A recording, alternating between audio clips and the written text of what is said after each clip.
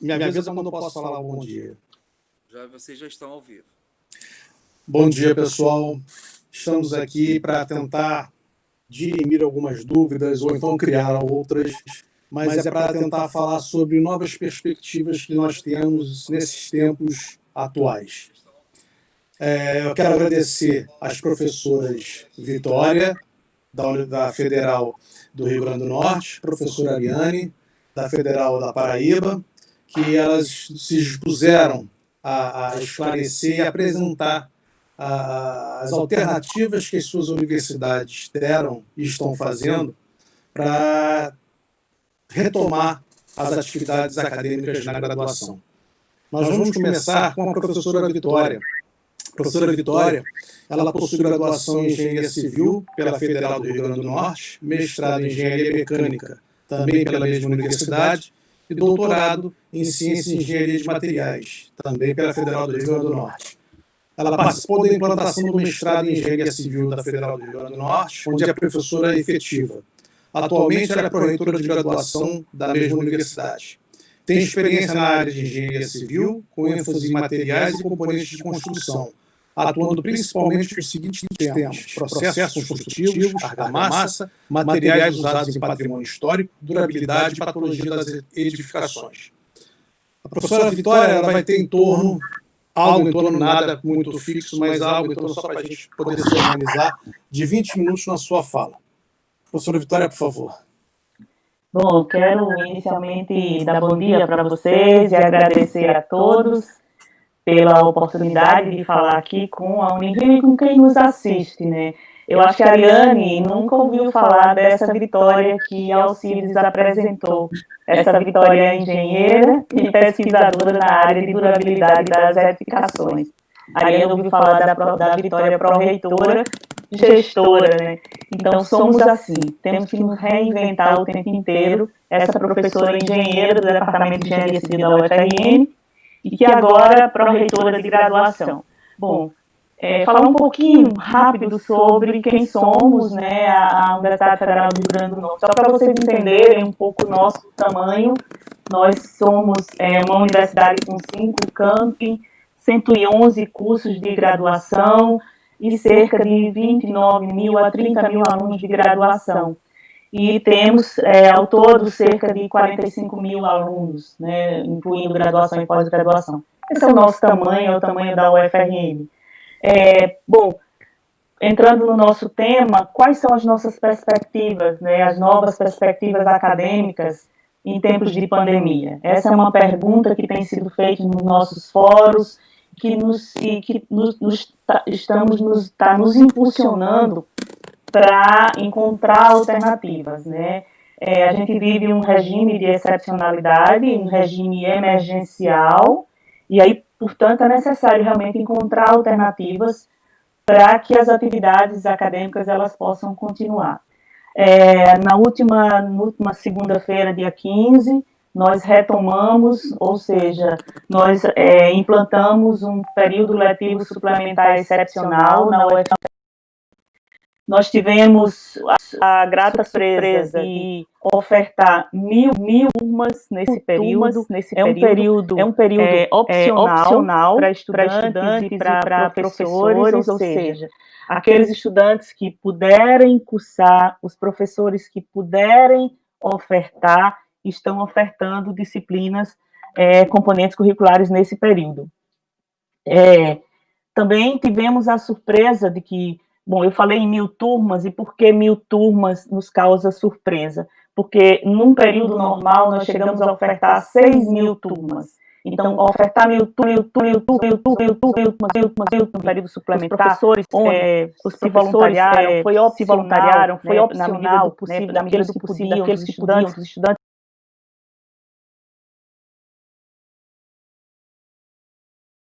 Voltou o som, já minha equipe aqui já informou, Alcides, acho que a gente pode continuar. Então, a minha fala, ela vai ser iniciada mais ou menos de onde a gente parou, que era falando quais são as perspectivas acadêmicas em tempos de pandemia, né? E a gente falando comentando dos últimos momentos que estamos vivendo nas nossas universidades, que é de encontrar alternativas para que as atividades acadêmicas aconteçam. Na UFRN, nós acabamos de aprovar e implantamos, iniciou agora, no dia 15, o nosso período letivo suplementar excepcional. Esse período letivo, ele é um período opcional para estudantes e professores. E quando a gente fala que ele é opcional, na verdade é porque entendemos que nem todos os estudantes nesse momento, e nem todos os professores eles teriam condições de participar, de ofertar disciplinas, no caso dos professores, e dos estudantes de poderem participar dessas disciplinas. Mas tivemos uma grata surpresa, né? E, na verdade, a gente já esperava isso, que ofertamos 1.000 turmas, e quando no semestre normal nós ofertamos 6.000 turmas. Então, a oferta foi uma oferta grande, a procura foi enorme. Dos nossos 29.000 alunos, quase 30.000 alunos de graduação, 19.000 alunos se matricularam no período excepcional. E desses 19.000, muitos estudantes, inclusive, ainda tendo vaga nas turmas, estão querendo participar, e nós faremos uma matrícula extraordinária dia 18 e 19, quinta e sexta. Então, eu falava de que é preciso encontrar alternativas, né? Nós não podemos aguardar a retomada das atividades, no nosso caso, o FRN, do semestre 2020.1, porque temos estudantes precisando terminar os cursos, temos estudantes na condição de formandos, temos estudantes que estão angustiados, precisando retornar às atividades acadêmicas, estudantes na condição de risco, que, portanto, no retorno terão dificuldades de continuar suas atividades num novo presencial ou num novo formato que ainda não sabemos, estudantes e professores. Isso, para diminuir o prejuízo para esses estudantes, é que nós precisamos pensar nessas alternativas, né? Outro grande objetivo que nós da UFRN pensamos ao ofertar o semestre excepcional, esse semestre ele tem duração de 6 semanas, ele começou agora no dia 15 de junho e ele vai até o dia 29 de julho. Temos a certeza de que teremos uma menor circulação de pessoas dentro da universidade no nosso retorno às atividades presenciais. Esse é um grande objetivo e essa é uma preocupação nossa para cuidar da saúde das pessoas, dos nossos estudantes, dos nossos professores, dos nossos técnicos e da sociedade. Porque circula uma quantidade muito grande de pessoas dentro nos nossos campi. Então, fazer com que se reduza essa circulação é importantíssimo. Agora, é importantíssimo que se respeite as características dos componentes curriculares. Por isso, esse período remoto, ele é um período onde os professores discutiram que componentes curriculares poderiam ser ofertados, os professores propuseram e os colegiados dos cursos validaram. Então, respeitar as características dos componentes curriculares é de extrema importância.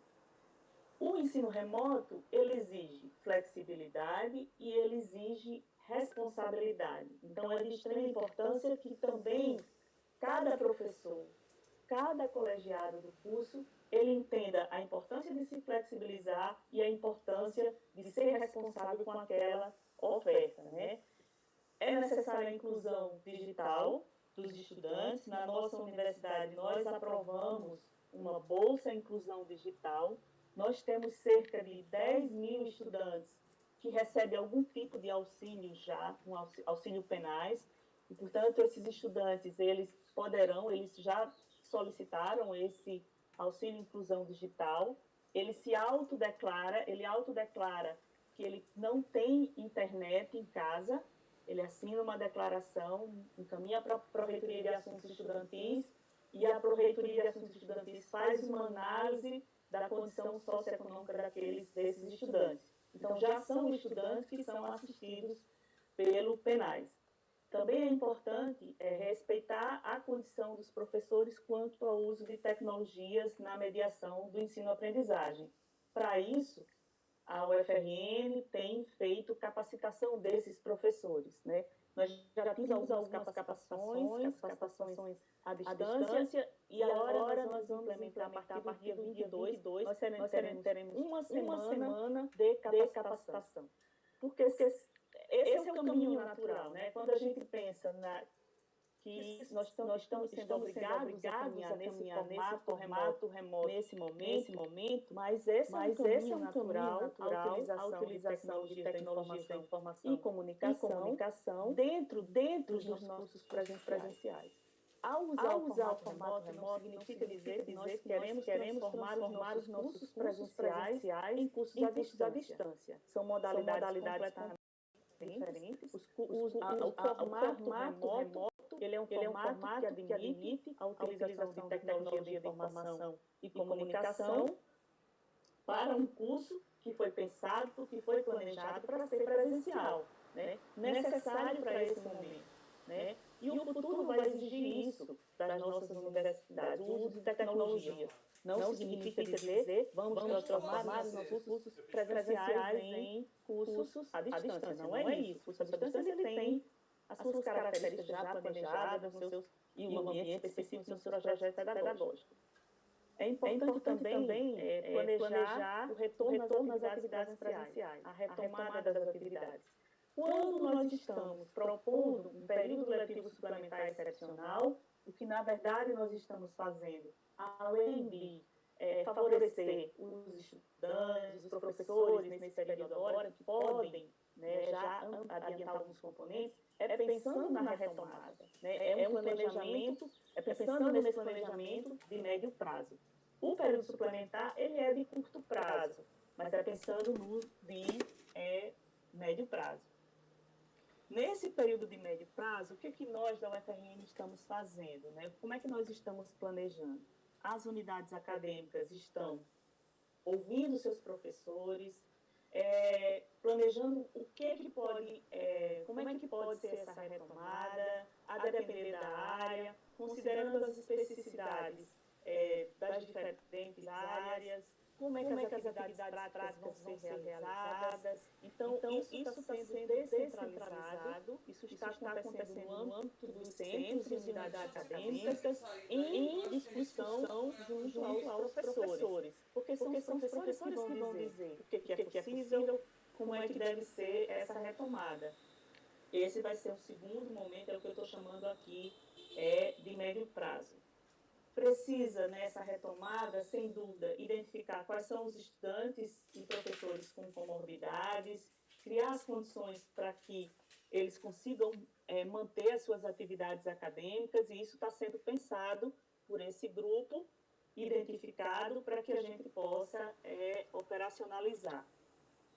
É importante também, Alcides, planejar e organizar os espaços de convivência, restaurantes universitários, bibliotecas, as aulas práticas de laboratório, ônibus. Então, nós temos que, hoje, já planejar todas essas atividades para a retomada de um semestre, no nosso caso, da UFRN, semestre 2020.1, que nós não sabemos quando vai começar, né, quando vai ser retomado e como será retomado.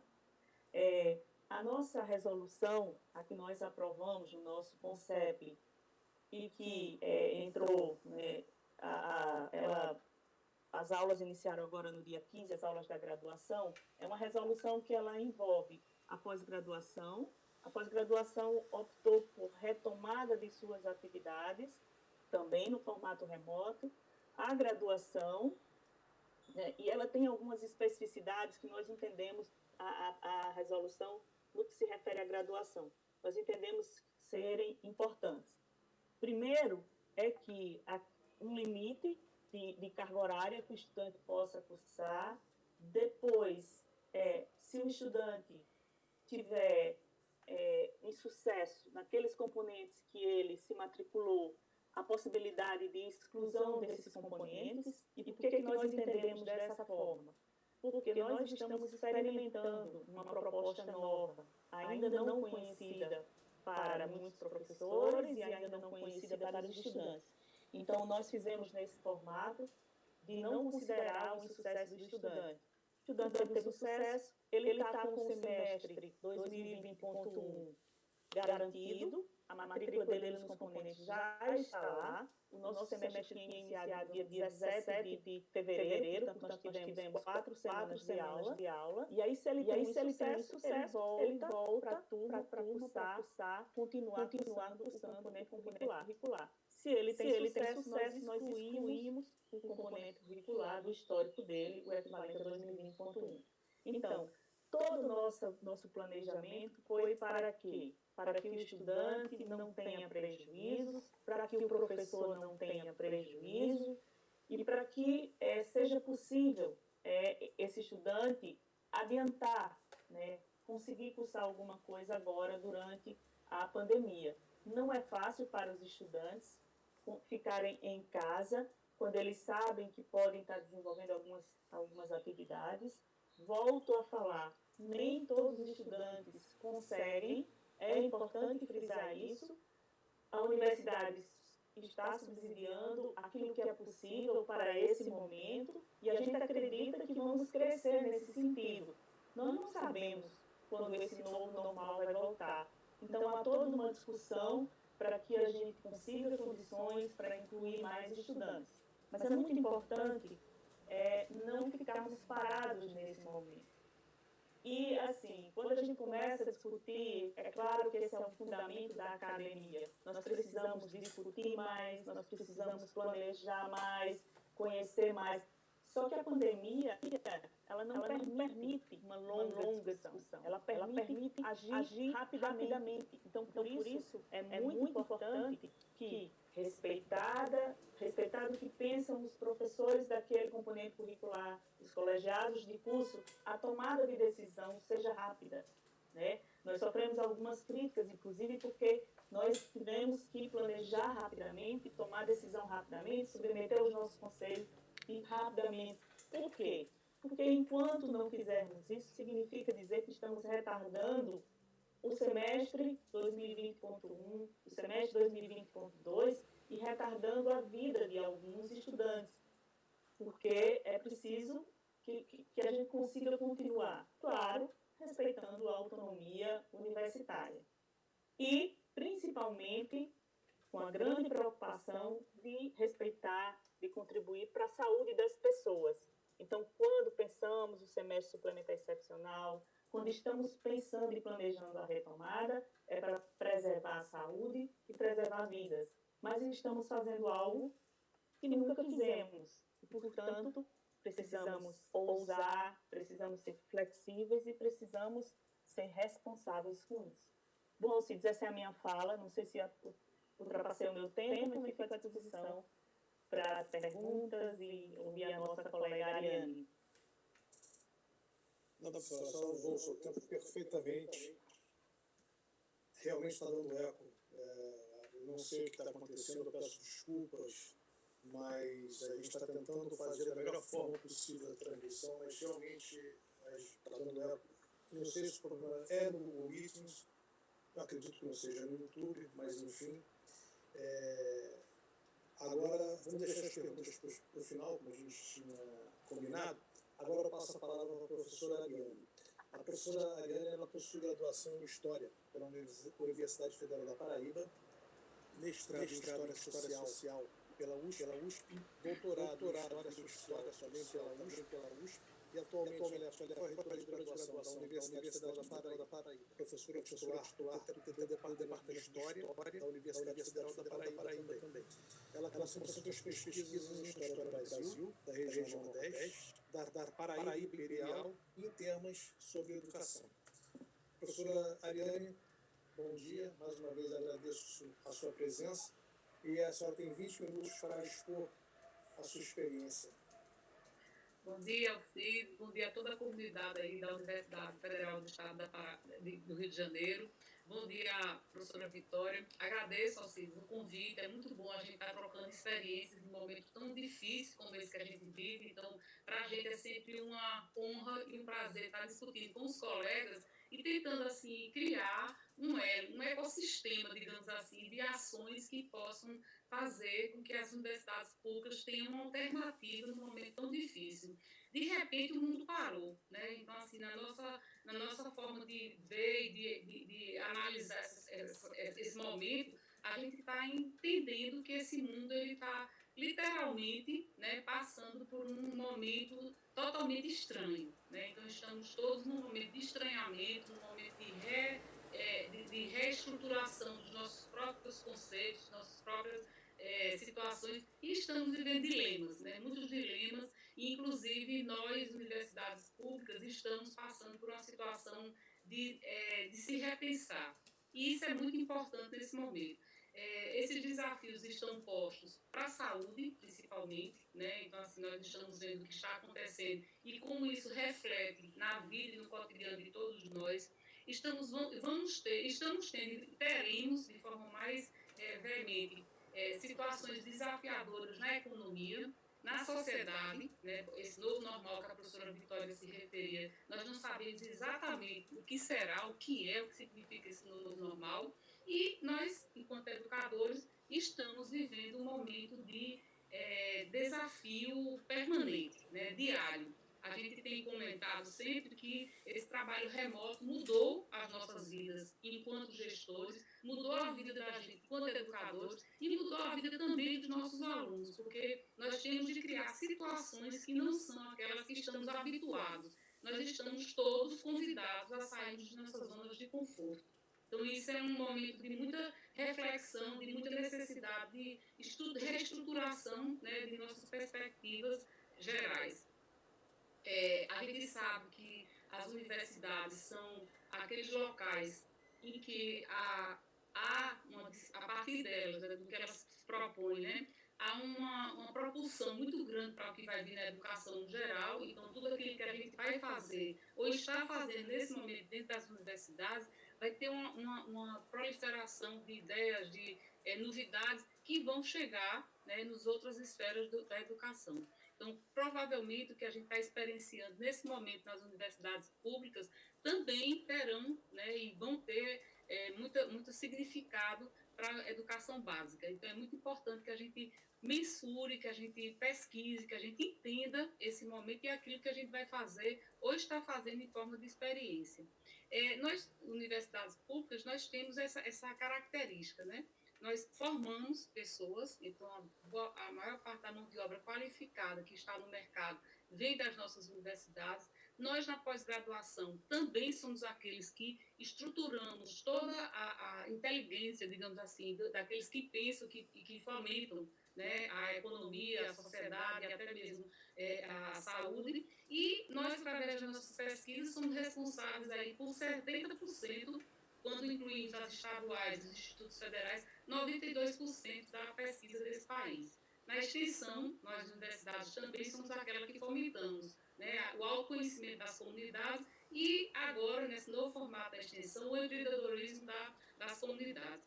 Mas eis que estamos aqui tentando sobreviver, né? Então, todos nós gestores que a gente fala, eu sei que o público para quem a gente está se dirigindo são os coordenadores de cursos, chefes de departamentos e estudantes, né, da Unirio. Então, assim, a gente está vivendo esse momento que é bastante desafiador. Por quê?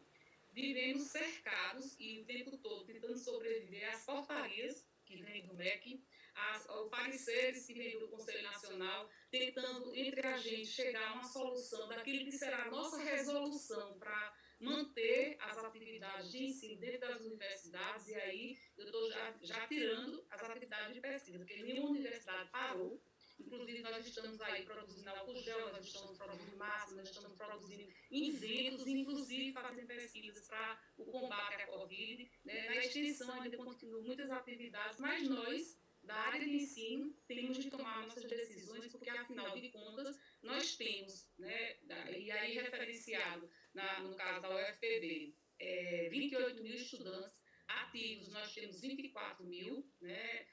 Temos a alunos da pós-graduação, temos alunos que também assistimos do ponto de vista da extensão, e nós tínhamos de criar uma solução, digamos assim, para tentar fazer com que eles tivessem alguma resposta institucional.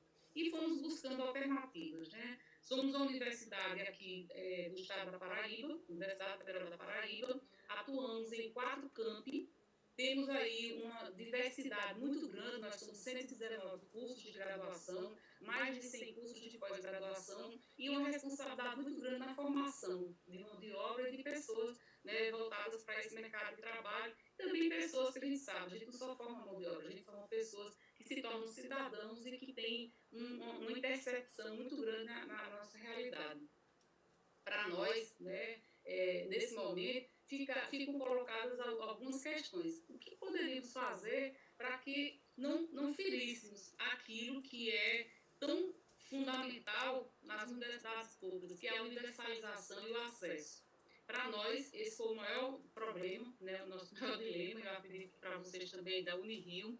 Nós temos aí uma situação que é como pensar o momento de forma geral, então nós utilizamos 4 eixos de estruturação do que seria do que está sendo esse calendário suplementar, que começou agora no dia 8 de junho, né, e vai ficar até o dia 14 de agosto. Então, o que é que para a gente estava posto? Naquele momento que terminou o período letivo 2019.2, né, a gente estava concluindo quando veio a pandemia, e quando concluiu esse período, no dia 18 de abril, ficamos naquela situação, o que fazer na sequência? Foi quando começamos a pensar, do ponto de vista estratégico, como agir. Então, qual foi a primeira estratégia que nós fizemos? Foi tentar definir o perfil do nosso estudante. Afinal de contas, como se dava o acesso dos nossos alunos, ou se eles tinham acesso à internet, se eles tinham equipamentos em casa, como é que eles poderiam agir se nós fizéssemos um ensino remoto, né? Então, essa discussão foi feita, o nosso Observatório de Dados da Graduação fez um questionário, aplicou, e a partir daí a gente teve uma noção mais ou menos próxima da realidade, porque se nós temos 23 mil alunos ativos, isso significa dizer que um questionário que foi respondido por 14 mil daria para a gente um bom norte de como esses alunos estariam pensando, ou se eles tinham condições de agir ou de trabalhar conosco no ensino remoto. Na sequência, ficou uma coisa que também foi pensada, era como fazermos para que os nossos professores também aderissem à ideia. Né? Então, nós tínhamos, primeiro, de definir o perfil dos estudantes, nós tínhamos de capacitar os nossos professores, então foi criada uma equipe, uma comissão que passou a pensar e estabeleceu vários cursos de capacitação para poder nós utilizarmos esse formato digital, né? Então, assim, esse formato de acesso pelo trabalho remoto. Essas condições a gente sabe que são necessárias serem criadas, porque o que fica posto para a gente nesse momento, e que para nós é um desafio, acredito que para vocês também da Unirio será, o que significa esse momento para todo mundo. Para nós aqui da UFPB, nós estabelecemos uma seguinte condição. Vamos criar, e essa foi a forma que a gente conseguiu, de certa forma, de criar uma certa adesão ao projeto, transformarmos a universidade, nesse momento, um laboratório de ensino. Laboratório de ensino por quê? Porque nós estamos saindo daquela condição de consumidores de mídias digitais a produtores de conhecimento utilizando essas mídias digitais, utilizando essas novas tecnologias de comunicação e de informação. Nós, professores das universidades, sempre estamos habituados a utilizarmos o proscênio da sala de aula como um habitat natural de transmissão de conhecimento.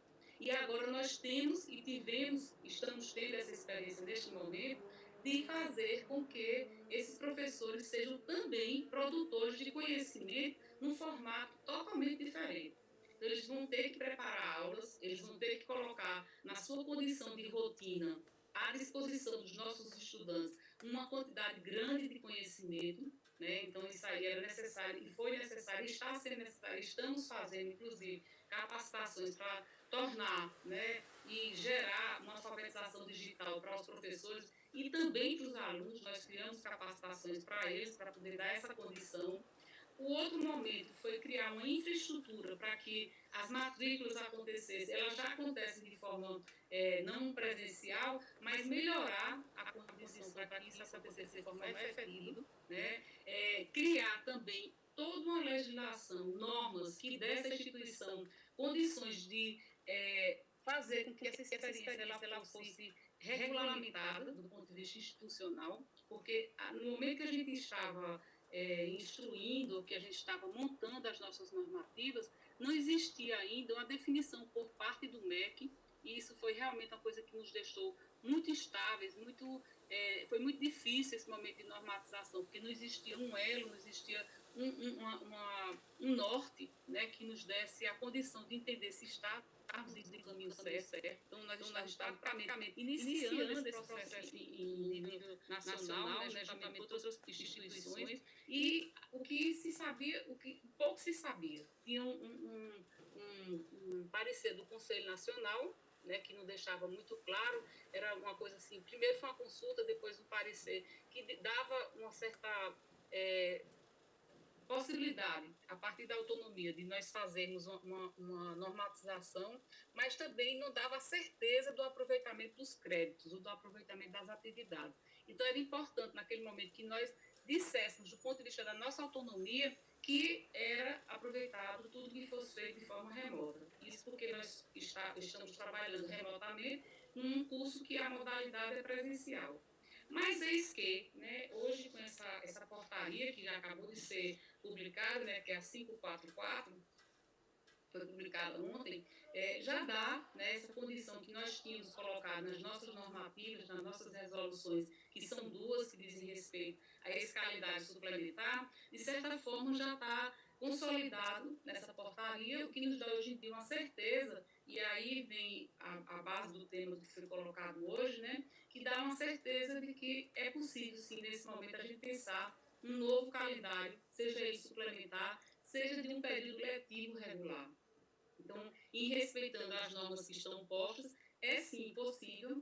A gente vem, o grande de todos os dilemas, o maior, foi a questão da inclusão, né? Então, assim, esse ensino remoto, que não acredito que seja algo definitivo, ele vai ser muito mais sempre colocado como algo possível de ser utilizado, inclusive no presencial, né? Talvez esse seja o novo normal, como a professora Vitória falou, vai ser essa forma híbrida em que a gente vai caminhar, neste momento, para o ensino presencial, no retorno, que a gente acredita que vai acontecer até dezembro, mas um retorno em que nós já estamos melhor capacitados para utilizarmos também esses recursos das novas tecnologias que dávamos tão pouca importância. Nós até então fomos, enquanto professores e alunos, só consumidores do que se produzia. Nós agora, com essa experiência, eu acredito que a partir deste momento nós nos tornaremos produtores, né, de conhecimento, produtores de novas formas de encarar esse mundo virtual e de utilizar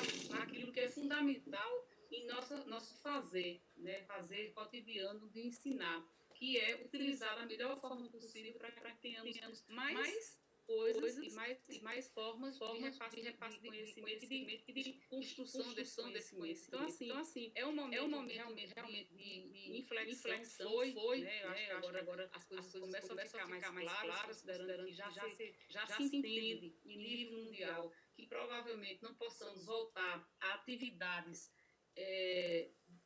presenciais nem tão cedo, né? Então, assim, nós, universidades, nós, escolas, nós temos essa condição de aglomeração, então a gente aglomera pessoas que vêm das mais diferentes localidades, nós aglomeramos pessoas que têm comorbidades, que podem ser contaminadas, então o contágio pode acontecer de forma muito rápida dentro de uma sala de aula, dentro de uma universidade. Então, nesse novo normal que a gente vai ter que começar a construir, de convívio menos próximo, não temos tempo de fazer isso até dezembro. Então, daí eu acho que, assim como as demais universidades, a Unirio, né, provavelmente, vai caminhar nesse sentido de trabalhar de forma mais efetiva a construir um calendário que seja nesse formato de ensino domiciliar, de ensino remoto, como queiram chamar, mas não há muita alternativa. Agora, pela experiência que nós tivemos, é algo que buscar o máximo possível o consenso, né? Então, assim, o caminho que nós percorremos foi muito longo. Nós tivemos aí um caminho que começou com a discussão com as coordenações de curso, com as chefias de departamento, buscando entender qual é a lógica dos componentes curriculares que poderiam ser ofertados, tentando entender qual era a lógica que impedia os professores de não quererem ofertar ou de quererem ofertar, discutindo com os alunos para poder entender por que eles precisavam tanto que o calendário fosse ofertado. Nós tivemos uma surpresa imensa. Assim como a UFRN, nós tivemos uma adesão muito grande, né? A adesão nossa, né? Considerando que a gente só ofertou 17% dos componentes curriculares que normalmente a gente oferta, nós tivemos aí dos 24 mil, mais de 17 mil alunos que aderiram a algum tipo de atividade, seja atividades acadêmicas que estão acontecendo muitas ofertas nesse sentido, seja os nossos componentes curriculares que vêm dos PPCs, que, portanto, né, significa acreditação para a conclusão do curso. Então, a gente viu que a procura foi muito grande por parte dos alunos concluintes, dos alunos que estão retidos em algumas disciplinas, mas, principalmente, isso foi uma grande surpresa, de alunos que estão ingressando na instituição, né? Outra grande surpresa que a gente tem, e a gente já está com esses dados, foi a procura daquelas pessoas que têm vulnerabilidade social. Vocês terem uma ideia, eu até peguei esse mapinha para mostrar, para apresentar para vocês, mas para vocês terem uma ideia, dos nossos alunos em vulnerabilidade, daqueles que têm uma renda familiar de 0 a 2 salários mínimos, dos que estão fazendo nesse momento, dos 17 mil, quase 18 mil alunos que estão em sala de aula remota conosco, 34% dos alunos que estão fazendo essa aula remota vêm dessa condição de renda familiar de 0 salários a 2 salários mínimos. E se a gente vai até de 2 a 4 salários mínimos, 17,5%, o que significa dizer aí que a gente tem mais de 50%, né, de alunos que vêm, que estão em vulnerabilidade, que estão em aula remota. Significa dizer que a dificuldade de acesso pela internet, de equipamentos, não tem sido uma dificuldade para esse pessoal que tem conseguido. Agora, é claro, né, é um dilema permanente. Eu estou usando muito essa palavra, porque é uma palavra que Sócrates gostava muito. Mas, assim, é um dilema muito grande a gente discutir essa questão da acessibilidade. E aí, para apresentar um calendário, digamos assim, regular, a universidade já está aí criando uma situação em que serão, né, comprados provavelmente chips ou então uma bolsa ou alguma coisa que permita aquelas pessoas que estão constatadas, né, como pessoas que estão em vulnerabilidade social tenham a condição de fazer ou de ter acesso a um chip ou alguma comprar algum equipamento, alguma coisa que possa fazer com que eles tenham com que eles possam, né, fazer essa aula de forma remota. Então é isso, a gente tem discutido isso de forma permanente, já estamos nesse momento com 2 semanas de aula praticamente, temos escutado quase nenhuma reclamação, seja de aluno, seja de professor, aparentemente está andando o calendário suplementar, e aí, quando as coisas ficam muito calmas, o coordenador, chefe do departamento sabe disso, é porque está dando certo de alguma forma, né? As coisas se acalmaram e depois do momento inicial, que foi esse da conversa de deveria ou não acontecer o calendário suplementar, as coisas estão mais calmas nesse momento e nós já estamos, enquanto pró-reitoria de graduação, juntamente com os assessores de graduação, criando uma condição de oferta de um calendário regular.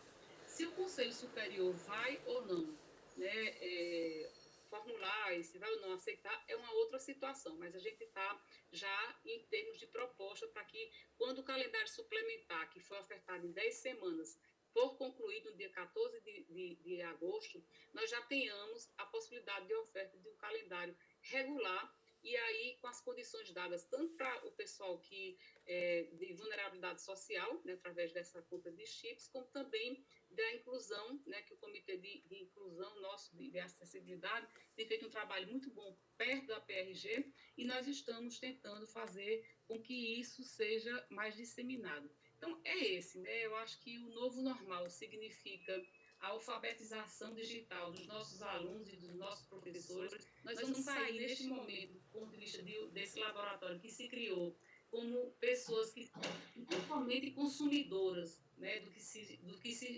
já se encontra, mas pessoas mais críticas em relação ao uso dessas novas tecnologias de informação e de comunicação, e nós passaremos a ser produtores também, e produtores com a qualidade que muitas vezes aquilo que a gente consome não tem. Então a gente vai estar aí criando esse novo normal. As universidades terão uma grande contribuição nesse momento ao se enquadrar e ao tentar, né, trazer essa discussão interna, né, para nós mesmos. Então, nós vamos estar aí propondo, com certeza, novas metodologias de ensino, novas metodologias de aprendizagem, e nós estaremos contribuindo não só para a aprendizagem dos nossos alunos, mas também para melhorar a condição da educação básica, porque o reflexo será imediato. Então, a gente não deve, nesse momento, ser tão reativo. Eu acho que o momento exige que a gente tente fazer pontes, que a gente tente fazer consensos, que a gente entenda essa nova realidade, que entenda a condição do nosso aluno que está em casa e que pode, né, ter acesso, e se não tem, não pode, vamos criar a condição para que ele tenha acesso, mas não dá para não ficar fazendo nada, né? Então, assim, a gente tem que fazer alguma coisa no sentido de garantir uma condição para que o professor, e aí nós somos gestores, estou falando para gestores nesse momento, no sentido de que o professor se sinta pertencente à universidade, que os alunos não percam essa ideia de pertencimento, porque se a gente não faz uma oferta, provavelmente esse aluno vai buscar outras alternativas. E ele pode evadir para uma outra condição que não a nossa universidade. Então, temos sim, o mundo não parou para esses jovens, né? Eles estão aí precisando ter seus títulos, eles precisam, na sequência, ter uma condição de empregabilidade, um mercado que tem mudado de forma muito rápida e é necessário que a gente tenha essa condição de oferta. Então, é experimentar. Eu acho que nessa altura o que não dá é para ficar só na discussão. A gente tem que começar a vivenciar essa experiência e não acredito, né, que isso signifique que a partir de agora nós vamos todos ser convidados a termos a educação à distância. Não seremos. Isso aí é uma circunstância dada por uma pandemia, e quando for 2021, quando a vacina já estiver vigorando, estaremos voltando sim para o presencial, mas com uma nova experiência de vida profissional, né, e até pessoal mesmo. Então é isso, Alcides. Fica só esse recado. Bem, obrigado, professora Eliane. Nós estamos. A sua fala foi exatamente no tempo, embora isso não seja importante. Nós estamos respondendo as perguntas que estão sendo feitas no chat.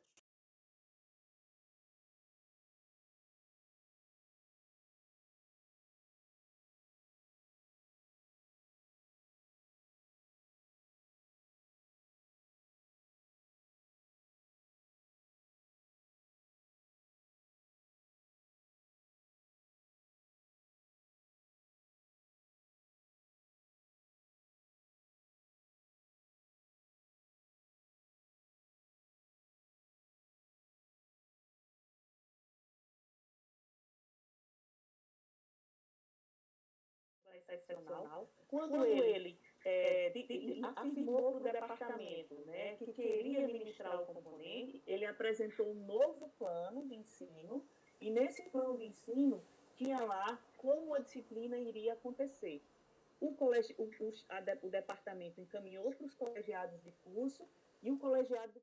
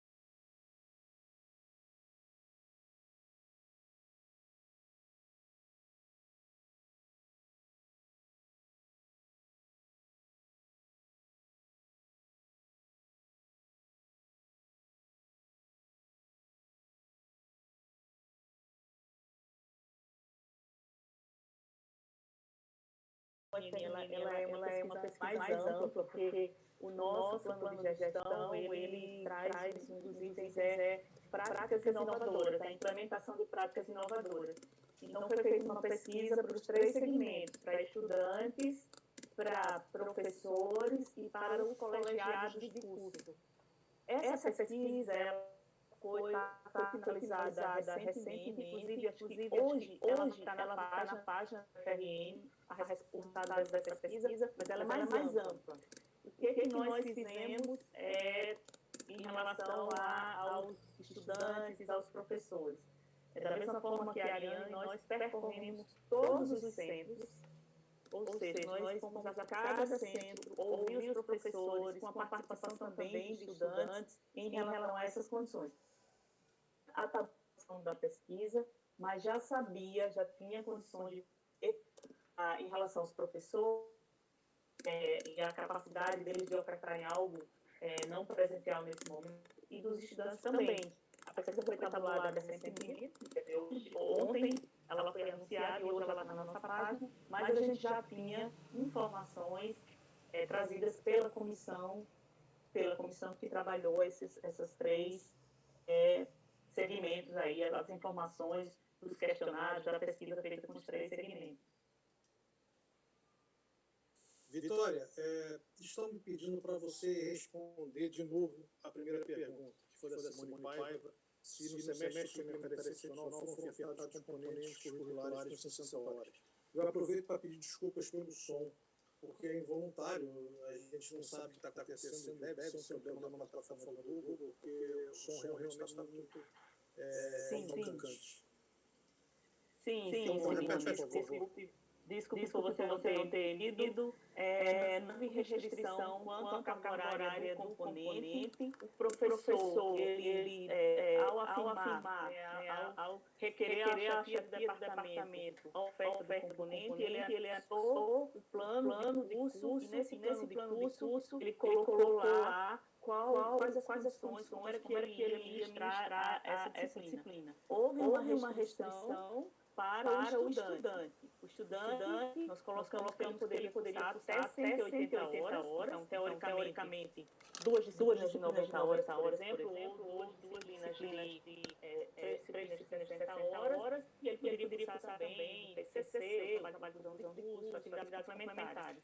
Por que nós não colocamos limite de tamanho de disciplina? Porque o ensino remoto, ele permite uma flexibilização de planejamento tal que o professor ele pode se organizar não cumprindo obrigatoriamente aquele horário que ele tinha no presencial. Aliás, ele pode cumprir, por isso não inclui a carga horária da disciplina. Então, pode sim, disciplina de 60 horas, disciplina de 90 horas, o planejamento do professor é que vai dizer como isso vai acontecer. E isso devia constar, fazia parte do plano de curso para que o colegiado vá conhecendo como é que o professor iria ministrar, estar ministrando aquele componente.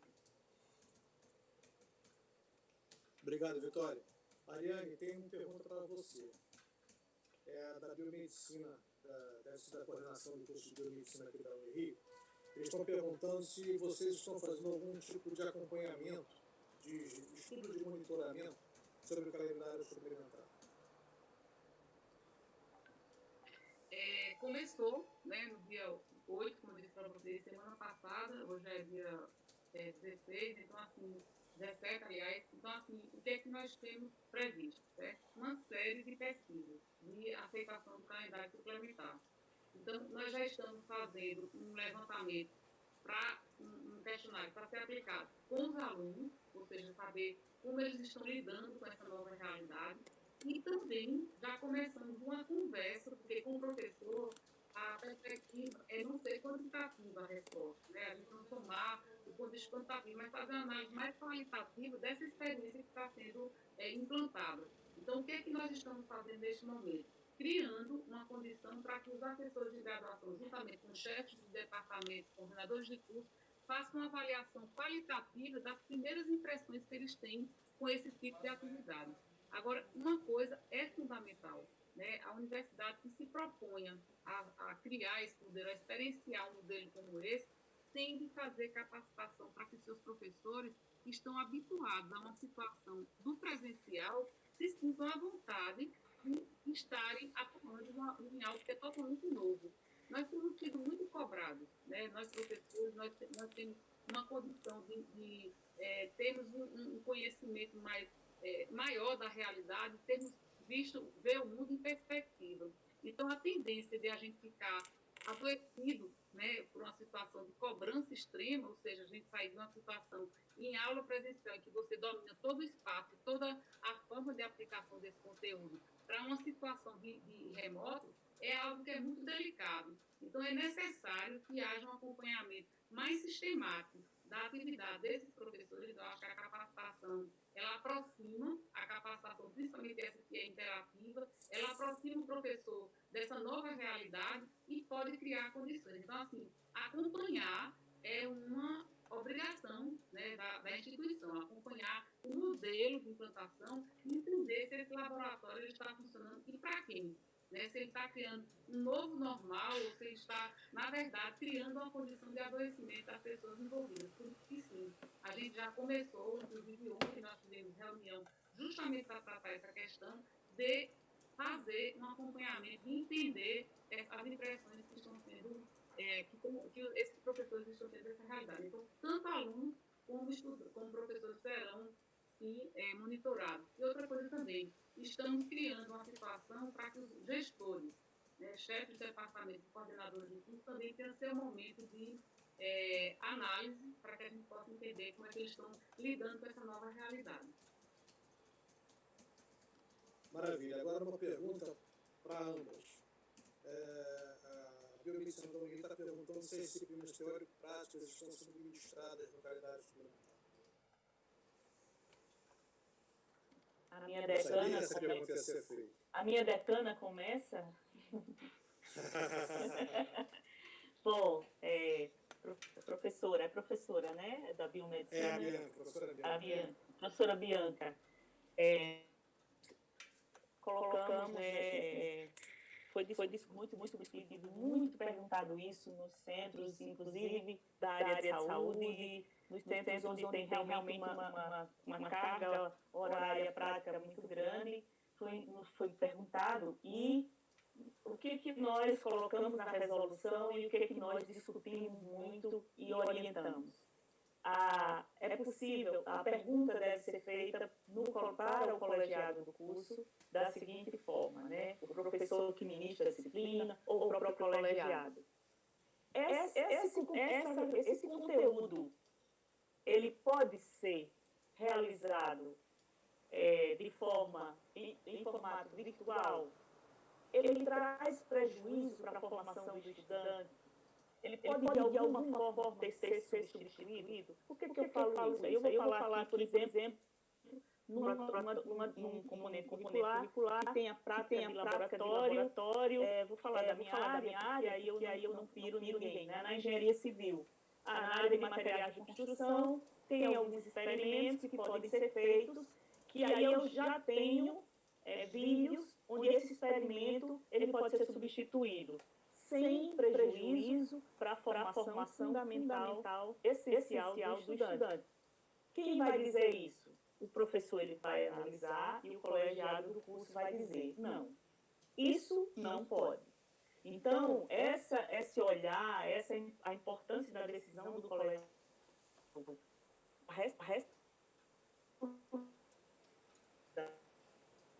extremamente importante. Vitória, Nem tudo pode ser feito de forma virtual. Está falhando? A sua fala falhou. Bom, eu não sei quanto vocês ouviram, chegaram a ouvir alguma coisa? Não, chegamos, mas agora voltou. Então, nem tudo pode ser feito de forma virtual. Quem tem que olhar? O professor da disciplina, do componente curricular, a área e o colegiado do curso. O que as perguntas que a gente faz para o professor e para o colegiado do curso? Que leva essa reflexão, considerando que a decisão do colegiado do curso traz prejuízo esse formato não presencial em alguma atividade prática traz prejuízo para a formação do estudante, para a formação fundamental, essencial, traz. Então, ele não deve ser feito de forma virtual. Então, todos os colegiados foram orientados a fazer essa análise de forma responsável e usando a flexibilidade que o momento exige, mas também com extrema responsabilidade. Porque nós somos universidades públicas e queremos qualidade na formação dos nossos estudantes. Então, a gente não pode perder isso de vista. O estudante precisa da formação de qualidade. O mundo precisa do profissional bem formado. É possível algum tipo de adequação? Eu estava falando, eu não sei se você me ouviu, do laboratório, por exemplo, na minha área de materiais de construção. É possível substituir aquela prática por um vídeo, se não houver prejuízo para a formação, sim, vai dizer que tem autoridade para isso, e conhece a proposta pedagógica. Muito bem, estou tentando aqui, talvez eu saia daqui e vá lá para perto do roteador. Conseguiram me ouvir? Sim. Ariane, você pode responder essa pergunta? Então, eu vou bem na sequência do que Vitória falou, sabe? Na verdade, o professor ele tem que exercer a autonomia que lhe é dada. Ninguém tem mais autonomia e conhecimento da própria realidade do seu componente curricular e do conhecimento que ele guarda em si do que o próprio professor. Então, só quem pode dizer se é possível você utilizar parte do conteúdo prático, né, no formato remoto ou não, é o próprio professor. Então, é importante que a gente tenha essa noção que tem que ser dada autonomia para o professor. Em reuniões departamentais, ele vai dizer se há ou não essa condição posta. Só lembrando também que, muitas vezes, a gente, por insegurança, por não conhecer muito bem esse formato de aula remota, a gente se recusa a ofertar, às vezes até um componente que falta, só falta esse componente para o aluno concluir, porque a gente tem e guarda uma certa insegurança se daria certo. Mas experimentar é a melhor saída. Agora, sempre lembrando, o que nos faz diferentes em relação a toda a escala, né, de universidades, e aí eu não estou merecendo ninguém, mas o que diz diferente das nossas universidades públicas, das nossas experiências de universidades públicas, é a responsabilidade e o compromisso com a boa formação dos nossos alunos. Então, se há qualquer dúvida por parte do professor de que aquele componente curricular não se adequa a esse modo, não questione, porque o professor ele tem a clareza, e é óbvio que ele está querendo criar a condição para que aconteça a atividade, mas ele é quem tem a clareza se daria certo ou não. Então, nesse momento, é confiar no professor, é confiar no departamento, é confiar na condição que se tem ou não de oferta. Agora, criar a condição também é uma alternativa. Experimentar também é uma alternativa. Produzir conhecimento nesse formato também é uma alternativa, porque se a gente não faz, outros farão, e talvez não com tanta qualidade. Então, a gente ter o cuidado de observar as opções é uma coisa bem importante para se fazer nesse momento.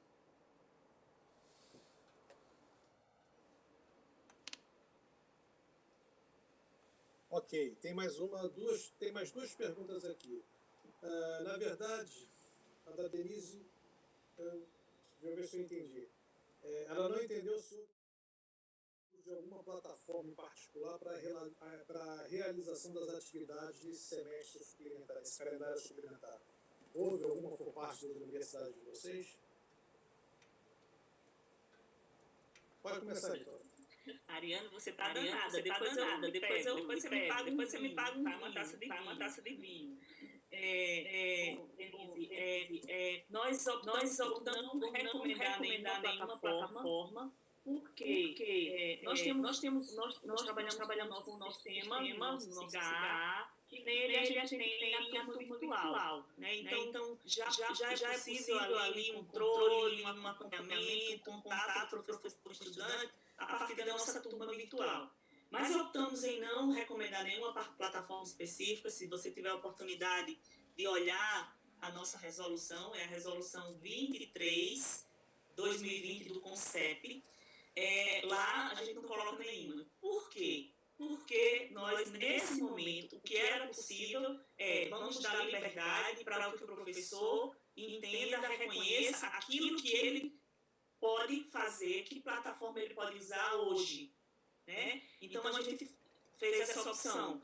Como não tem plataforma oficial, digamos assim, ainda, acredito que caminhar nesse sentido, era melhor deixar que o professor escolhesse aquilo que ele consegue, aquilo que ele gostaria de trabalhar. Também para a autonomia do professor. Foi nesse sentido. Então, no caso da UFPB, Vitória, a gente pensou inicialmente em deixar em aberto, mas tem uma restrição que para a gente ficou muito complicada nesse momento, que é o seguinte: como nós usamos o CIGA, inclusive, né, criado lá pela UFRN, a gente tem todas essas condições que são dadas pela turma virtual. No entanto, achou-se que, como tem um pessoal que trabalha muito tempo com a educação à distância, achou-se por bem fazer uma plataforma diferenciada para que esse pessoal já tenha uma certa habilidade nessa plataforma, pudesse desenvolver. Foi o Moodle Class, que foi criada pela própria instituição. Esses são sincronizados diretamente com o diário do professor. Então, qualquer atividade que o professor faz, de imediato vai de forma sincrônica para a turma, né, o diário de turma.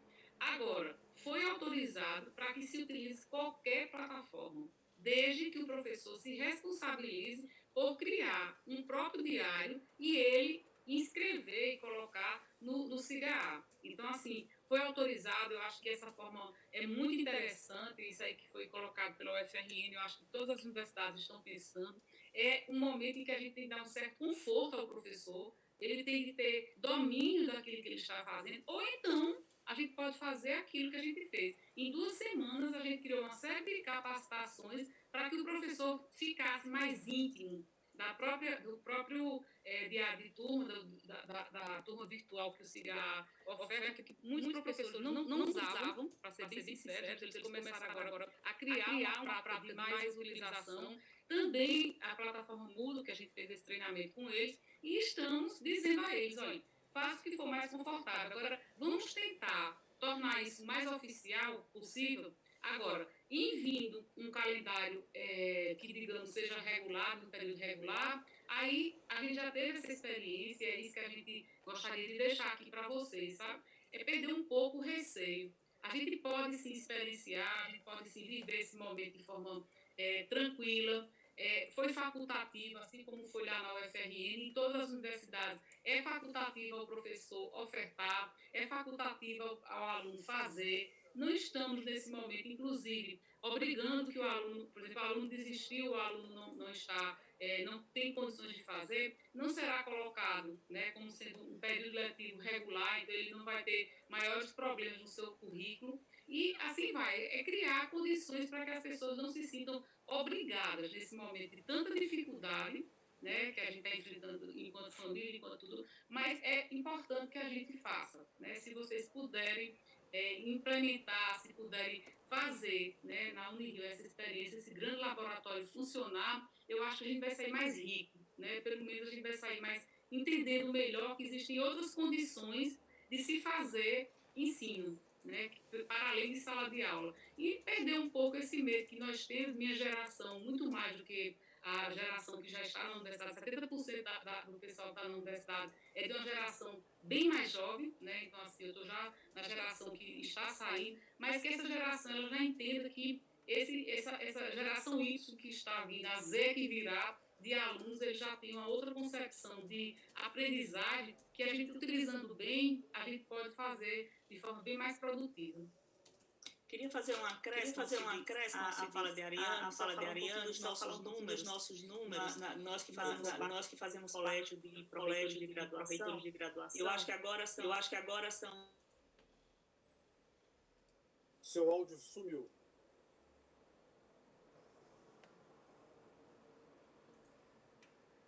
Vitória, desculpe, seu áudio sumiu.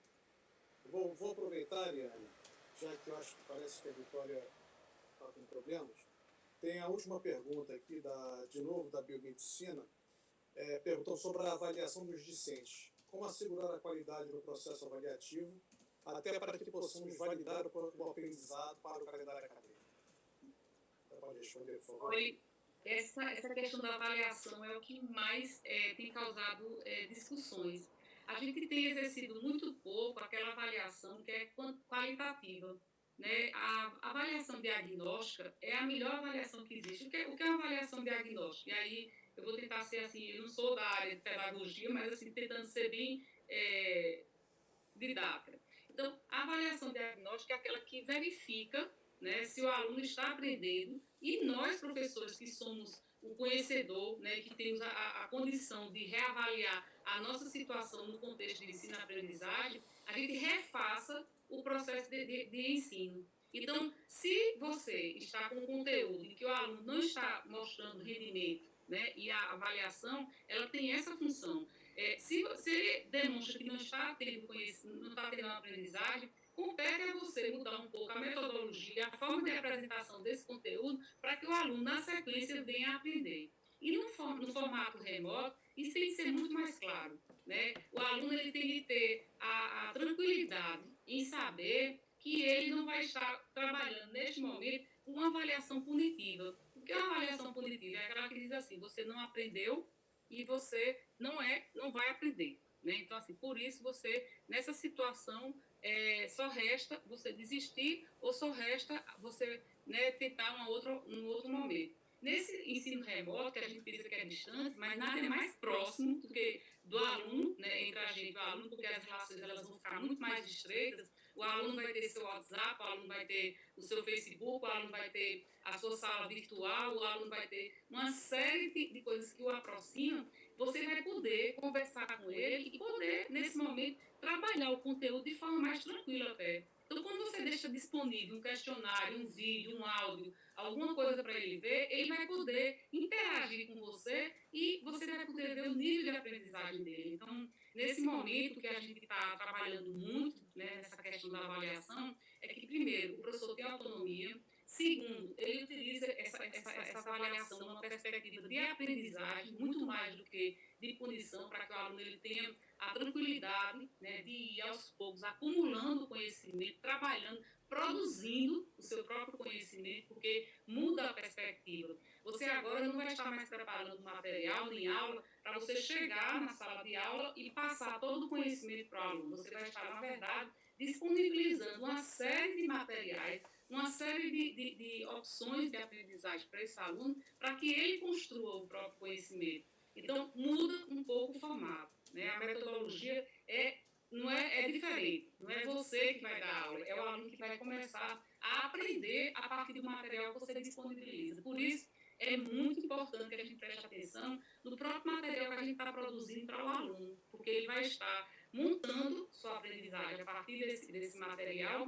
e você vai estar avaliando este material. Aí vem a questão, mas aí como é que fica a situação da avaliação? Tem que ser três avaliações. Ora, você pode tanto dizer que o período inteiro vai ter uma avaliação só, e se for o caso, obrigatório no seu diário de turma, que você bota 3 avaliações, que repita a avaliação, mas o que fica posto se você acha que para esse aluno o importante é que ele no final apresente um experimento, a partir de todos os conteúdos que você disponibilizou, de todo o material didático que você disponibilizou, e isso seja para você o ideal, está valendo essa avaliação. Se você acha, por outro lado, que cada conteúdo, cada atividade que você passa deva ser avaliada, vai somando nessas avaliações para que no final se tenha uma nota. Então, nesse processo, eu acho que a gente também vai aprender isso, aprender que a avaliação é algo que é, na verdade, cumulativo. É algo que a gente tem de viver num formato diferente de que tem que ser diagnóstico o tempo todo. A cada momento que vai um conteúdo sendo feito, a gente vai garantindo que isso seja atribuído uma nota. Então, é mais ou menos isso. Vitória voltou. Voltei aqui no celular, não consegui mais voltar no computador, não sei porquê, aí estou aqui no celular. Mas a gente está te ouvindo. Eu a imagem, mas voltei no celular. A gente está te ouvindo. Está ótimo. Você pode continuar, então. Você ia falar sobre, eu acho que aquele levantamento que a gente tem das instituições, das federais, não é isso? Ah, tá. Eu não sei se vocês conseguiram me ouvir, né? Não. Porque congelou na hora quando você começou a falar. Pronto. Nós temos já 18, né, instituições acho que 18, né, Ariane? O último número é esse. Sim. Já implementaram, né, os seus períodos, assim, que já estão com período suplementar em andamento ou que aprovaram as suas resoluções.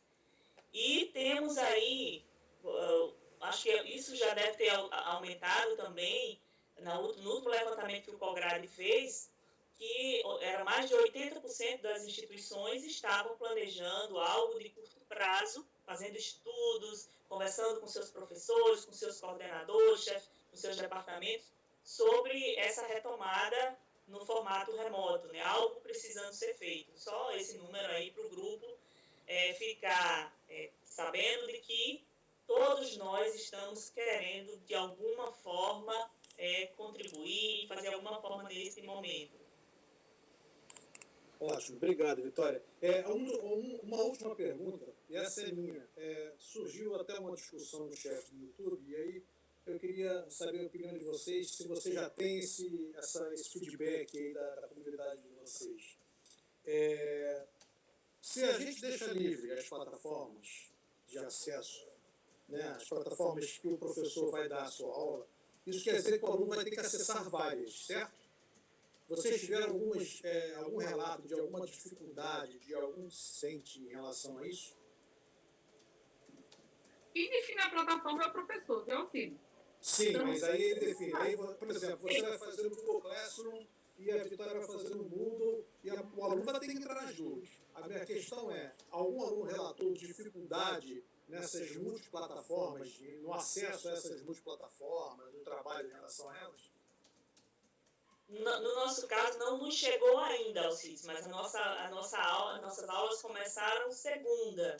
Então, assim, a nossa ideia, inclusive, é semana que vem, conversar com os coordenadores para entender como é que foi essa primeira semana, né? Porque esses primeiros dias a gente está fechando matrícula, enfim.